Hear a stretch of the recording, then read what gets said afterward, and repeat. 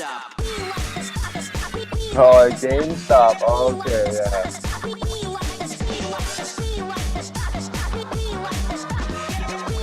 Let this play out for a second.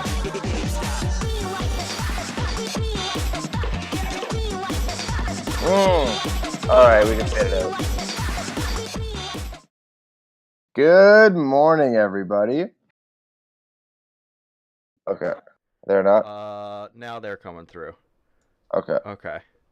we good? We're live. I think so. Wait, one more second. Level. Ah! There we go. I think I'm good. I think that's good. Okay. All right. Good morning, everybody. It is a beautiful Wednesday, currently 10 after 10 in this fine sunny morning in downtown Toronto. It's beautiful out. It's very, very warm. The weather's been great. Although, Aiden, I have to open this show, first episode, with an apology to our listeners in the Spirit Live, channel. Last week I told my first deliberate lie. Not deliberate, but first lie that's, I could call that a full out lie. I said at the end of our episode, we'll see you next week. Well, We missed last week. You just told another lie because you said it was last week that you said that, and you didn't say it last week. You said it 2 weeks ago. 2 weeks ago. Yeah. We're not doing well. I'm sorry. So we missed last week. I was indisposed in Ottawa, and I was seeing my mom, seeing some family. We had to take the morning off. It was not planned. It was kind of a spur of the moment thing. So anybody that was planning to listen Wednesday, 10 after 10 last week, I apologize. But it will not happen again. I also want to apologize if you hear any ripping sounds, any flopping sounds. I've got two little jackasses running around the room at the moment.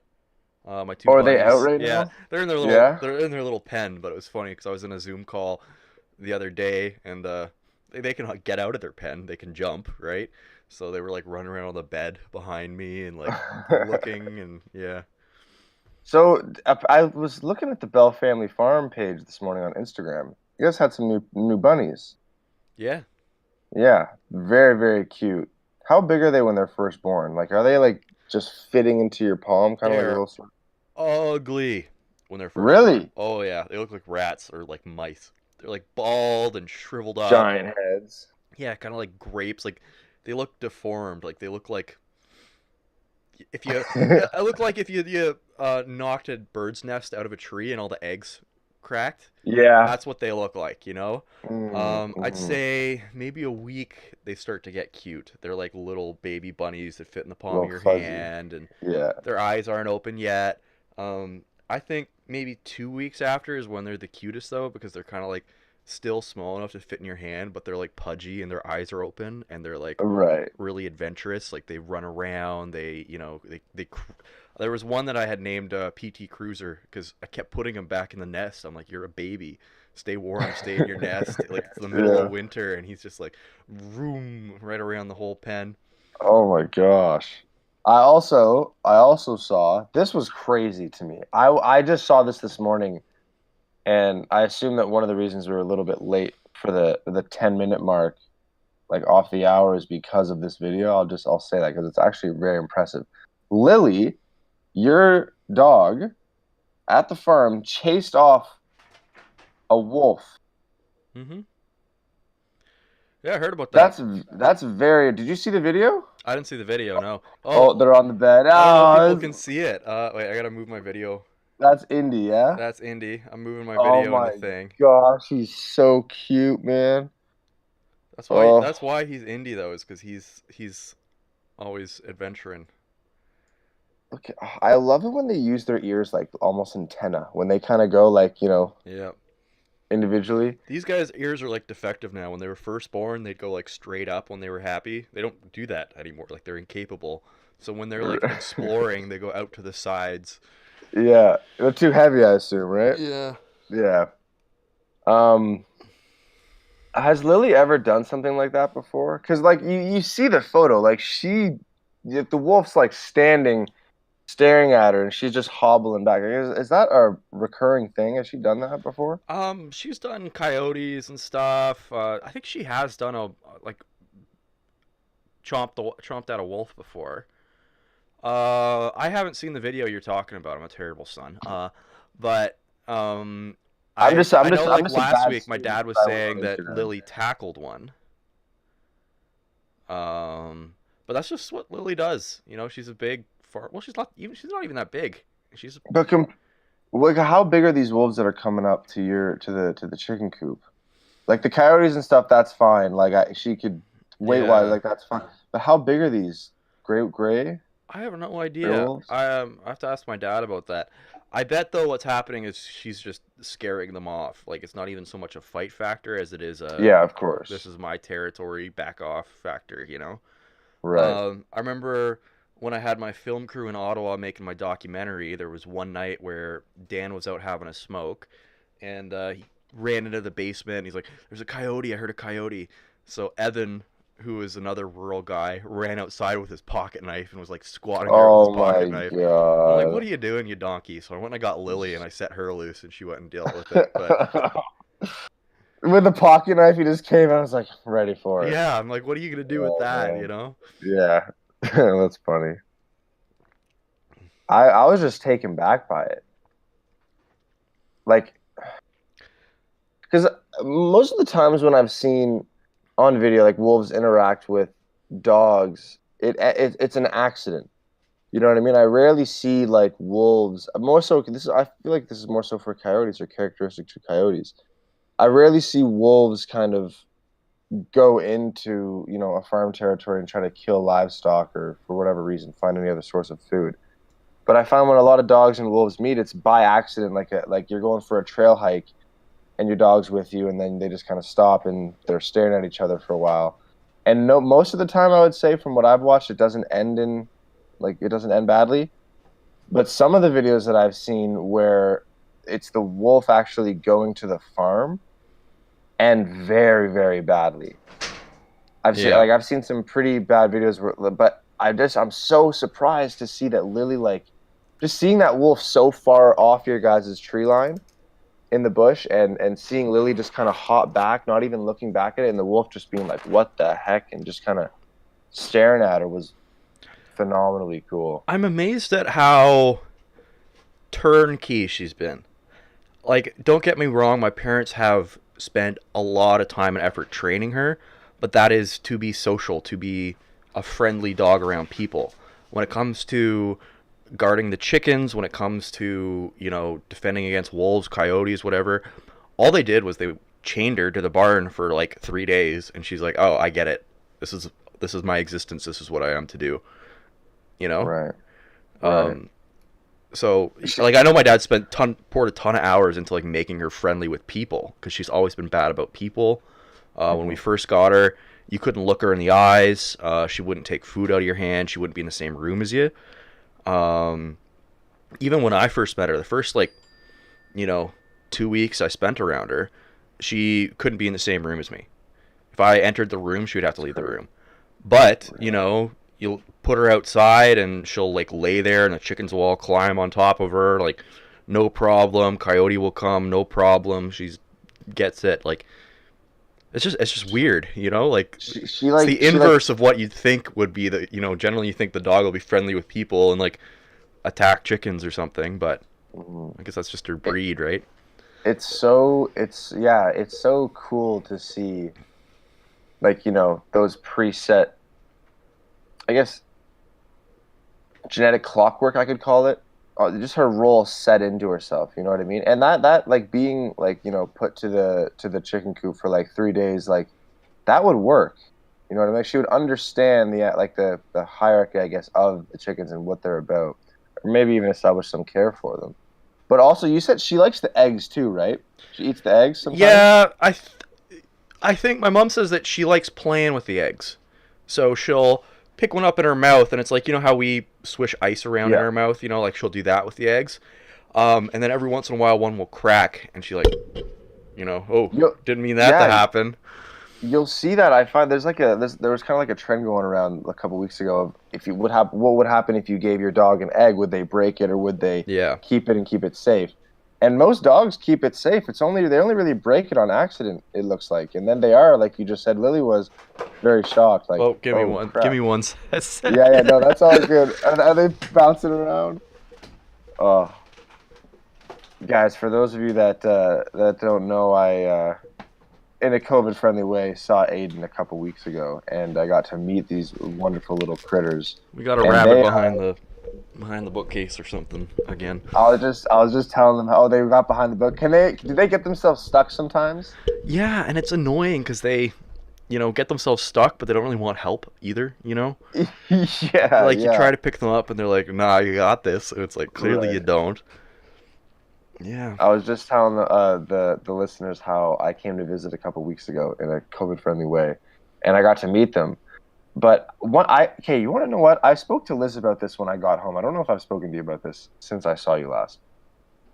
With rabbits, with majority of other animals, I know how to act, and I don't forget. You know what I mean? I can read like it's a general sense. Oh, this is a horse. You have certain things you have to do when it's a horse. You have to approach it a certain way. You have to make certain sounds to let it know you're there a certain way. I find I don't have any trouble with any other animal that I'm seeing for a second time if I haven't seen them for a certain amount of time. But when it comes to rabbits, I've owned rabbits. I've been around them my whole life. I love them. I appreciate them as well. But like I make mistakes sometimes when I don't have a rabbit for a while and then I see one. Like when I was over at your place, I know to not like like stand over and reach down to let him sniff or you know what I mean? And I did that at your place and I was like, why the fuck excuse my French, why did I do that? I've had rabbits literally in the exact same setup that you've had and I did made the same mistake. And it's just Yeah. frustrating because I don't like I always feel like in certain respects like your bunnies get to know you individually as well and they're very very individual in their mentality even though they are prey animals and a lot of things come along with that and they act a lot of certain ways. It's very generic for prey animals. They're very specific in their personality and how they are comfortable with a certain individual. It's very very weird, but that being said, you should never I shouldn't have I don't know why I did that. You know what I mean? I know that you have to go down on the outside first and then pick them up if they're okay with it. But Yeah, but my I don't guys, know. my guys are even a little bit defective. Like they're not Yeah. that phased when you pick them up. That might just Right. be because they're babies still, but um, I don't know. I think it Yeah. might have been unfamiliar scent. Generally, I can just reach down and pick them up. Like doesn't matter. I know. I I think know what also you mean though. Like I had a our big adult peak hat rabbits are on. like that. Yeah, yeah, yeah. Yeah. That's what I'm saying. All right, we've been catching up for a good 15 minutes here. You want to get in Yeah. kind of the main. Let's roll it in. Uh, Everybody. so I'll introduce our Break it up. topic. So our Yeah. topic is stonks. Not necessarily stocks, but we called last night to try to plan the episode, and as always happens, we're lazy and we're like, oh, what do you want to do? You It's brought hard, up man. Times Yellow are hard. Pages. I brought up BlackBerry. There's Yeah. this whole game stonk thing going on. I guess it was going on. I've, since made money off of GameStop, which I'm very proud of. Um, yeah. Where do you want to start? Do you want to tell the story of Yellow Let Pages? Yeah, sure. So, like, technology is a fantastic thing, but for certain businesses within, the last 2 decades, it's kind of been more of a detriment to certain models. And I find a lot of companies are very good at adapting to utilizing new technologies instead of allowing it to detriment them. But for a company like the Yellow Pages or Yellow Pages, I don't think it's the Yellow Pages. It's very difficult to adapt to a new coming age in which the world is going to be interconnected to a degree that will be faster, more efficient, and more effective than anything your company is designed to possibly ever do, as in a paper book that has everybody's contacts in it. Um, the story of the Yellow Pages downfall is it was very quick, and I think like you can gain that sense just from being living in Canada or Ontario, wherever the Yellow Pages is most prominent. Like when you're driving on the highway from Toronto to Ottawa, you can see the old Yellow Pages building completely barren and stripped of all of its, signs and everything like that. But basically, after 2009, There we after more go. than Got what? him. Got what? Oh, you got it. Oh my gosh, He dude, he's escaped so his cute. pen. Went Did they jump straight out now? Yeah, they just jumped straight out. And the pen's not short either. The pen's about as tall as my desk. Yeah, it looks super tall, dude. They are Just to adorable. touch on your point about um the Yellow Pages though. The Linus Tech Tips, I'm a big fan. Their computer YouTube channel, run out of BC. They do this challenge every couple of years called Scrapyard Wars, where two guys compete to build the best bang for buck computer out of like used Kijiji parts. And Okay. the gimmick one year was they had to do it without using the internet. So no Kijiji, no Newegg, no Amazon, nothing. They had to, you know, Holy. no calling friends either, because that would be, Yeah. because the whole idea is to simulate like what I would go through buying used computer parts. But I guess I have internet access, so. But the one guy, he spent pretty much a whole episode going around to people's houses asking if they had a phone book, and they're like, just use the internet, bro. Um, or like it was just so funny because people could not comprehend why he would want a phone book.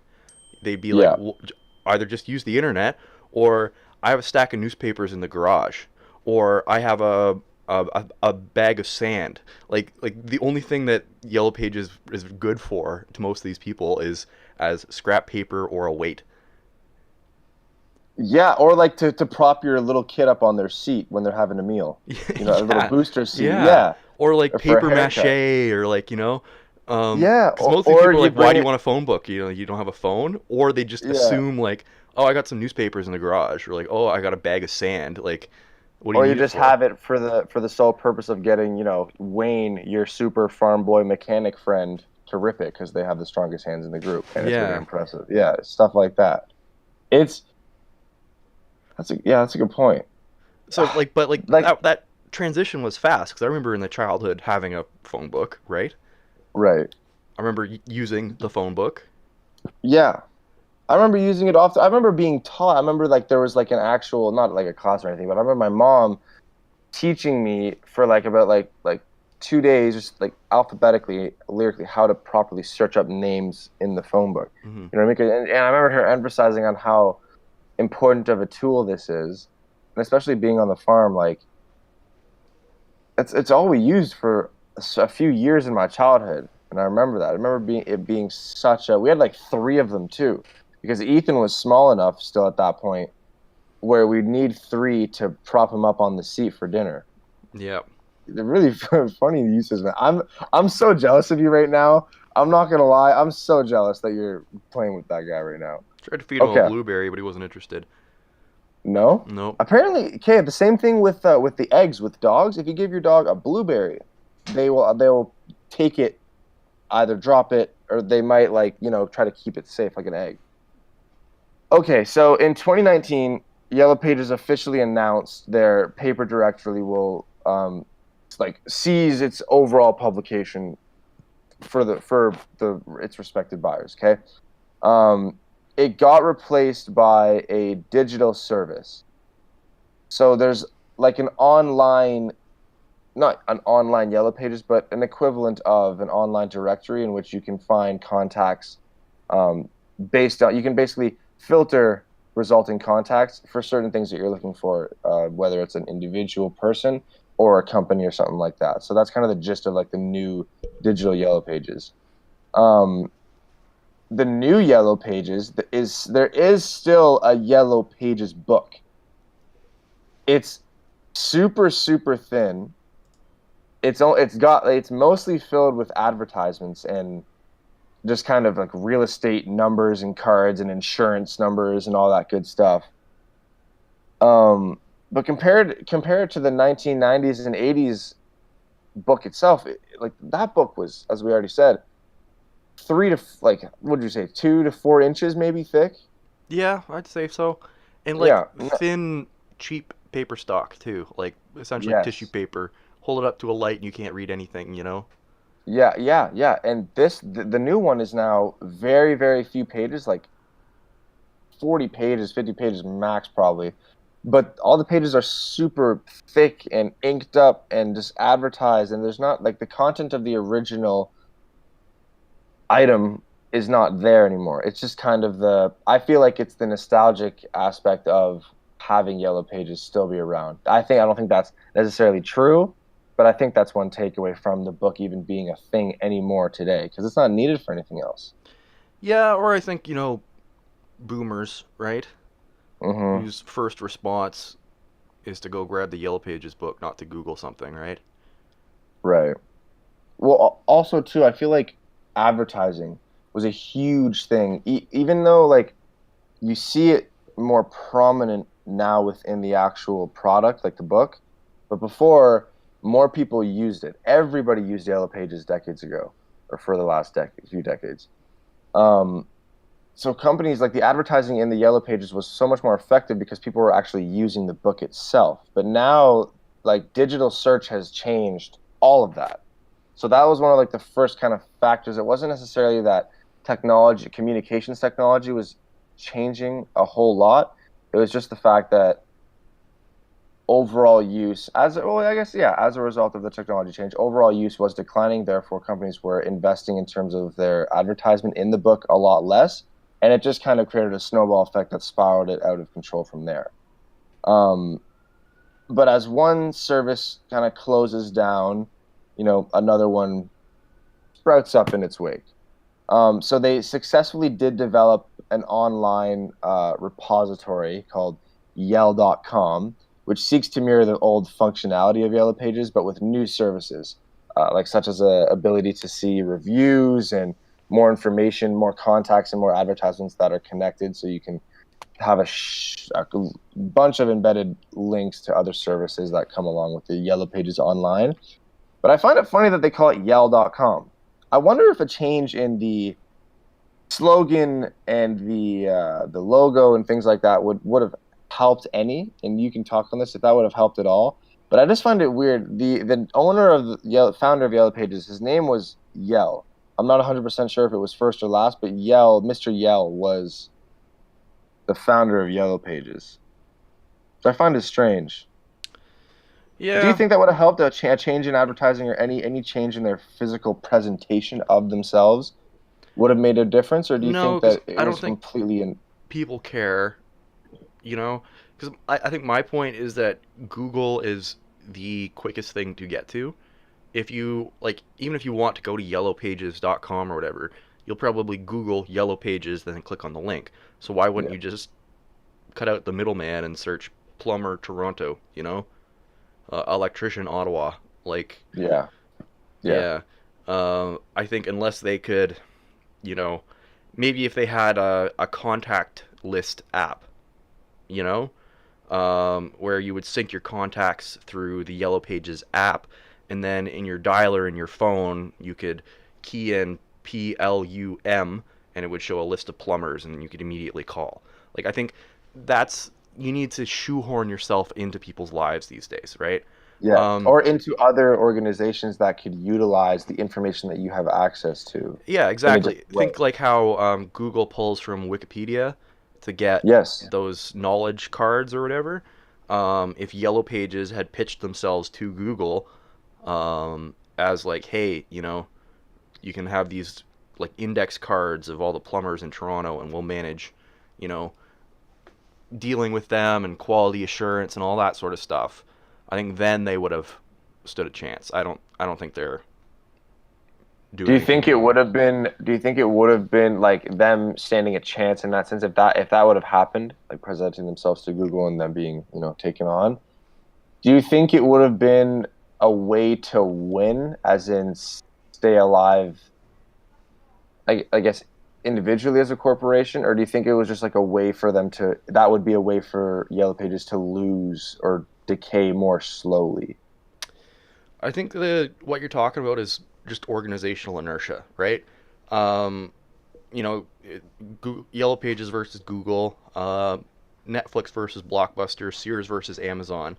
What you're talking about is like this big giant that's been around for decades and their business model works, and then internet comes around, technology comes around and makes their business model obsolete, and the company is so big and has been going for so long that they're too slow to react, and that's what kills them, right? Like Right.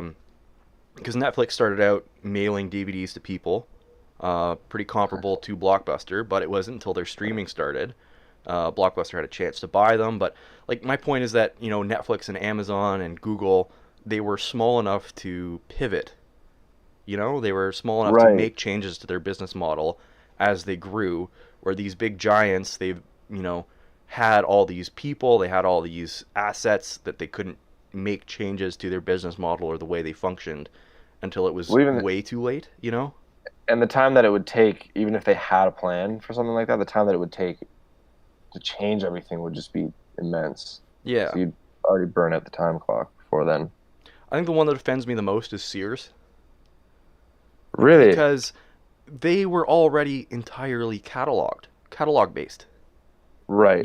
Everything was in the Sears catalog. Everything had an item number that you could buy. You know how easy it would have been to set up like a e-commerce platform around that?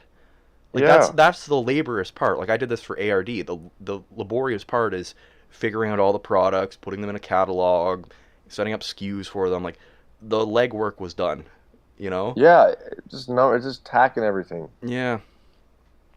And even Blockbuster, like they had partnerships with Paramount and Disney and all that stuff to rent their movies, Yeah. you know? Oh man. I don't know. It's just That's that that's a sad story, eh, Blockbuster? Because they did have an opportunity to purchase Netflix. I think it was like 2004. I think it was We had right it. after their streaming started. And I think they looked at the kind of internet infrastructure. They're like nobody's TV is connected to the internet. Like I just think they didn't have the foresight. Right. Oh, that's sad. I remember the going to the old Blockbuster Videotron and renting out a movie. There is some Speaking of you can't Videotron, when I call you now and it goes to voicemail, the lady yells at me in French. really. Yeah, it's Yeah, like 2 minutes of French and then she gets to the English. because I have a Um, Videotron SIM card. yeah, phone plan. Do you want Um, to know an issue that I've been having, and I've been trying to work this out? So my voicemail, I activated it. I typed uh my new password that I had put in online was my new password. I typed in the old password because I thought that's what it wanted for the actual like voicemail on my phone. I don't know why I thought that. It locked me out of my voicemail. I've been having trouble getting back in, and I have 9 missed voicemails sitting um in the bank. Apparently, I'm only supposed to be able to have 3 messages left. I'm at 9. That's pretty um, weird. what I would either recommend doing is getting in touch with their support, um, Yeah. or see if they have an add-on for visual voicemail. Oh, that'd be cool, Um, actually. Like Because written. yeah, it's essentially all it is it's just like a list of voice clips. But what the iPhone will do now is it'll pull those down from the carrier and it'll transcribe them so you can read them anyway. No way. Are you Yeah, serious? seriously. That's So cool. like I don't think that's worth it for me. I don't get enough voicemail, so I don't bother paying for it. It's like Yeah. $5 a month or something like that on Telus. Oh, I see. Yeah. 5 bucks Ooh, a month, maybe not. Was that a bunny toot? that was a What me was toot. that? That was a Um, you toot? I think where I wanted to go with this conversation though is, do we think that like Apple and Google and all these tech giants are gonna follow in the path? They're all big, established. They have lots of organizational momentum. You know, organizational inertia. Um, do we think they're gonna follow in the path of like in terms of the downfall or in terms of Well, are they gonna let you know, the next thing, whatever it is, VR, AR, something we can't hmm, even think of, right? Elon Musk brain implants, whatever, are they going to let that sprout up and pass them right by without noticing? I feel like we're at a point almost. Look at the last 30 years of innovation and evolution. It's been rapid. Like like 30 let's say 30 years 10 years ago. Okay, let's say like 2011, 30 years before that. The change of innovation and technology is immense. They did so many new things. Within the last 10 years, from 2011 to 2021, so on, I don't think we've seen, and I don't think for the next 10 years, we're going to see as much innovation as we saw from the 20 or 30 before. Do you get what I'm trying to say? It's I could be, plateauing. yeah, Yeah. I feel like right now we're at like a certain point of technological plateau in which we need some sort of mass breakthrough in science or greater understanding to reach a next step. I feel like we're right at the tip of the iceberg in terms of what we're going to be able to do as a species throughout our entire existence in that timeline. But I feel like right now with our kind of, 100-year blockade, we're kind of we're plateaued a little bit technologically. I feel like it's an unpopular opinion sometimes, but in certain ways. I mean, in terms of like becoming a spacefaring race, understanding or utilizing physics or the elements of the earth to a much greater or like effortless, in a more effortless way. Do you know what I mean? In those senses, I feel like we're kind of plateaued. Yeah, I think you're right. This episode's getting really speculative and Yeah, it's kind of big fun though. big I kind brain, of which is kind of funny because yeah. it's not very on brand for us. But No, um, I don't know. I guess my point would be that I think the kind of computer revolution has really changed the way we can do anything, right? Because it takes the monotony of calculation, of like number crunching, out of like the creative and innovative processes. And I think the best example of that is like the medical field. Like a lot of people are saying that where we are in terms of medicine um, is kind of where we were in the 70s regarding computers. That we're kind of right at the cusp of where things are going to absolutely take off because computers have allowed us to simulate protein folding and simulate the way cells interact with different medicines and all sorts of things. Like the fact that we can simulate things now in supercomputers to a super realistic degree means that we don't have to do human trials. We don't have to figure out how to actually make that molecule of whatever, of medicine, to actually test on somebody. We can just simulate it and see if it actually works or not, and then say, okay, it doesn't work. We don't have to worry about making it. We just need to find something else that actually does work. You know? right.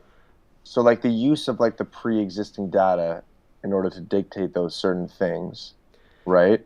The ability to essentially virtualize reality in order to test and develop like rapidly without having Right. to worry about the details of the real world, right? Like even think like space travel or whatever. You make a realistic enough model of a rocket, you can test it virtually and say, okay, well it blew up at 10,000 feet. Like, oh, okay, well, good thing we didn't Yeah. waste all that time and money building it then. Yeah. Yeah. You know what I'm scared of? I'm scared. I get worried. What do you think, All of Indy? okay, oh dude, I think he's big. They growing a little bit. I think so. They're looking like Yeah. OG thick. This guy gets upset with me when I stop petting him. I He like love that digs me. I love that they're a guest on the show. Yeah. I love it. Like seriously, that you look great. I just love the visual of it. I get scared, Aiden, that I get worried for when we become a spacefaring nation, when we start to travel to different planets, and we've only discovered like 7% of the ocean, or what we think is 7%. I guarantee you there's certain compounds or elements within certain parts of the ocean that would affect aspects of the periodic table or change or add new that we haven't discovered yet on our own planet, right?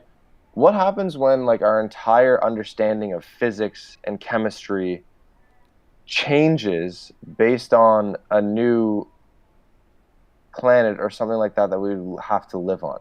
Like, what happens when our focus becomes so split and thin between figuring out how to best utilize the elements and aspects of our planet that we live on now in order to save it or sustain it for the future?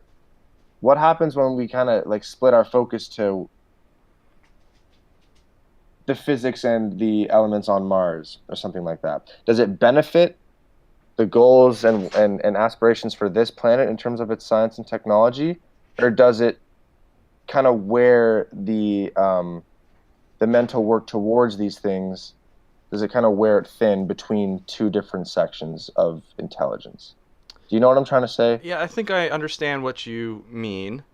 What I will say is the space race of like the 60s and 70s brought a lot of like new technologies that we use today. Like it was kind of a revolutionary period where we developed all these neat things. Yeah, Um, Sunglasses yeah. is the only thing coming to mind at the moment because they are polarizing sunglasses specifically, the way those work. Carbon fiber. I don't know. There's more. Alloy. Yeah, alloys. Like there's a lot of neat stuff that was developed out of that push to get someone on the moon, and then we just kind of stopped. Yeah, we just Um, left it. so I think, even developing, okay, like let's figure out how we can terraform Mars, make the atmosphere breathable, make plants grow in its soil. I think that's all stuff that we can use here because we're making our atmosphere not breathable. We're making it so plants can't grow in our soil. Like I think they're all, I think if we can figure out how to make a planet habitable outside of Earth, we can make Earth even more habitable. And then there was another movie too that was kind of to your point. I've been on like a bad sci-fi movie kick. Um, Really? yeah, You told me a couple days ago. You're still on it, I'm eh? still on it. I watched one. I think Nice. it was called Paradigm or something like that. It Okay. was kind of a neat. I don't even know if it was a neat idea. Um, can I spoil it for you? It's on Yeah, yeah, Amazon yeah. Prime Spoil it, for spoil free it, if you spoil want. it. Yeah, spoil it. Um, Essentially, you know, Earth humans are going extinct on Earth, so let's go colonize another planet. We found another planet with life on it. Let's go live there with them because their atmosphere is breathable and it's pretty similar. Um, so they send this spaceship and it's going to take 130 years to go, and they live. Sorry, I just had to hit don't disconnect on the virtual machine thing. Oh, sorry. Um, yeah, let's go live on that planet. Let's put people in stasis, and then when they get there, it'll be like it was like a 2 minute journey. Right. Um, and the crew members wake up, and the power on the ship's out, and they've definitely been asleep for at least 8 years, when they should have only been asleep for two because they're the crew and they cycle through on this 100-year journey. Oh, And they can't reach Earth anymore. And there's these monsters on the ship, and it turns out that there was some sort of malfunction on the ship, and they were piping this chemical into the sleeping citizens or whatever to make them evolve quicker. So the error that woke some people up caused them to evolve into these like monsters that were designed to thrive on this ship. Um, and they would go around and holy. wake up more people to eat them. And at the end of the movie, you figure out that they've been on the ship for 1,500 years, and can I spoil the whole thing? Oh, That they crash landed on the planet like 1,400 years ago, so they've been on the planet for what? 1,500 years. They're at the bottom of the ocean. Yeah, Dude.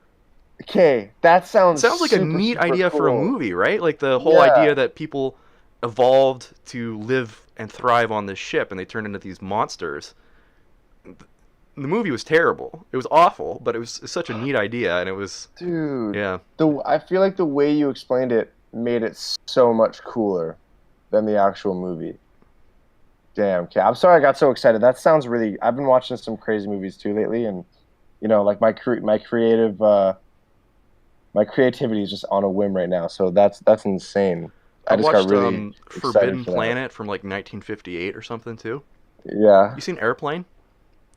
I think so with Samuel L. Jackson. No, no, with That's like Snakes the on a Plane. sorry, Airplane is the there. one that's like influenced Family Guy. Yes, and it's like the super memey, just Yeah, 24/7. like Like don't the call me guy. Shirley. Yeah. What's our vector, Vicar? Victor? Yeah, Yeah, yeah. yeah. Leslie Leslie. Nielsen is in Forbidden Planet. That's like the first sci-fi movie. Oh, okay. He's Gotcha. the guy that's like, don't call me Shirley. I just thought that was Okay. neat. I was like, I recognize this guy. Who is this guy? And I look it up, and it's the guy from Airplane, and I'm like, holy crap. It's funny, like I have those too sometimes, like actors that you don't really realize are in front of you until you have to think about it. Like remember the guy from Terminator 2, the kind of elvish looking guy, blue eyes, big ears, Terminator Yeah. 2, the alien guy. Yeah, the guy He the Mercury, Liquid Mercury guy. Yes. He was in an episode of something that my brother and dad were watching back in Ottawa, and I was on FaceTime with him. I was like, that's that guy. And I remember like just every person. This is okay. I'm just gonna like spear off for a second. That actor was like very well known to my mom and like all of her friends because they had huge crushes on him. So whenever I'd watch Terminator 2, um, yeah, it'd be hard to focus because they'd be all googly eyed. Aiden, I have a piece of chocolate on my laptop, and I don't know where it's from. Are you sure it's Uh, chocolate? I'm pretty sure. Yeah. Yeah. You were Here, just telling me before we hopped on the call that you've been having some intestinal issues, buddy. Yeah, well, hey, it could Ugh. be, but I think I've been pretty diligent. Hold on. Just I let me remember in get it. first year I had a roommate that I wasn't very fond of, who Everest knows, and she will remain unnamed. It's not Ilka or Kasim. Yes. Um, and she would bring her laptop into the bathroom, and put it on a chair and watch TV while she was pooping. And I think she had to do this because her diet was so bad that it took her so long. I like how we've talked about like speculation about how, where the business model of Apple and, Google is Yeah. going based on, historical trends, and now we're just talking about toilet humor. But that's the great thing about, sorry for the noise, guys. That's the great thing about this show. We can hit so many different Yeah. levels. Okay, I got the chocolate out of my shift key. Okay, good. I'm glad. Hey. Oh, What's that's that funny. about? Are their nails long? Yeah, I Yeah. think I need to trim them. That when I tried to Liz and I would try to do ours, they're not huge fans of it. They don't like it. Apparently, they don't like it more when you Difficult. don't do it, though. Oh, really? They get pretty upset with you when you let them Yeah, get long. because they can't. That hurts them to run at any speed. Yeah. Um, do you want to? We have 7 minutes. Do you want to spiel about some NFTs? Um. Yeah. Yeah. I. Aiden, what are NFTs? They're non-fungible tokens. It just means an asset that has a questionable or variable value, right? Like you think about a dollar. A dollar is always worth $1. One Bitcoin is always worth one Bitcoin. One Ethereum, which is another cryptocurrency, is also Hmm. worth one Ethereum. And I think most of the NFTs now run on the Ethereum network, which is why I bring up Ethereum. Yeah. Um, where an NFT can be worth whatever. Um, so it's a way of assigning ownership to something digital to an individual. And people have been selling paintings and audio files and all sorts of stuff, to be the sole owners of this whatever. To me, I don't think it makes sense because what's stopping the original seller from making tons of copies on the NFT network and selling them as well? Um, think of like when you have a 1 out of 500 collectible of something, right? Like, I guess there's always value in being the first, but like, let's say you buy something and then 6 months later he puts another 499 out there, you know? Yeah. Like, there's nothing Like stopping him from doing that. Like, there's people are treating it like they're original paintings. They're not original. They're something that can be reproduced still. yes, and that Um, can be copied so much more seamless because yeah. it's not a physical item. I Like, think I'm most excited about it. I'm just trying to speed through my opinion on it here quick. yeah, sure. Um, because like let's say Warner Music or whatever, they can sell cheap rights to YouTube content creators to use the music, and then that's in the chain, the blockchain. So YouTube can go through the blockchain and see, oh, okay, Hoser does have the right to use the Crazy Frog song in their episode. Yeah, right. I saw a digital photo. It's very old. Basically, there's this guy that's been working on buying and selling like NFT for the last 10 years. He's done it every day.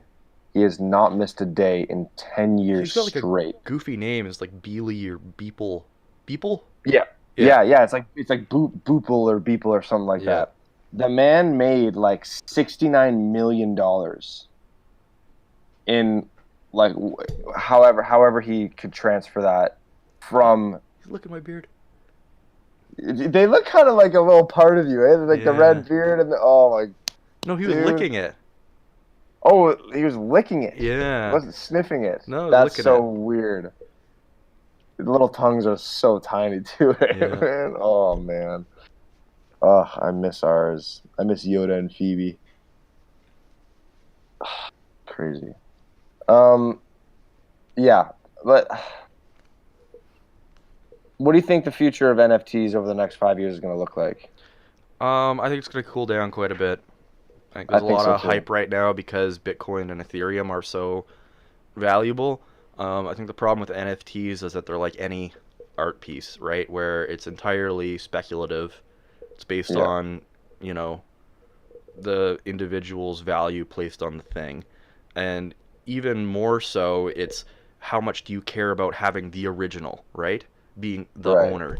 Because, even those NFT pictures that were sold recently, I can download those and make them my wallpaper.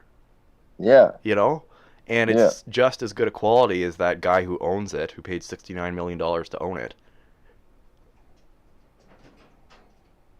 So I think they might be something in the future, I think maybe if some big, already established artists participate, like Banksy or something like that. That's what I was gonna like. That's what was gonna be kind of my next poke. Is like, what if there starts to be some notable names attaching themselves to the actual content of said NFT or teas? Yeah. That actually would put some like artistic. I guess I can't say that would put some artistic value because then that's just associating artistic value with a name or somebody that's already done it and known for doing so. That doesn't make any sense. Yeah. All right, buddy. Sorry, we're getting at close. The clock. I think we got to close. Yeah, gotta shut her down. Bunny's going back. Bunnies are going away. People going back. Yep. All right, everybody. Thank you guys very much for listening. I think it was a solid hour. Thanks again, guys. Have a great rest of your week. Be safe this weekend. Everything's opening up in Toronto. Looks like patio season is starting. Get outside, have some nice sun, get that vitamin D, and everybody.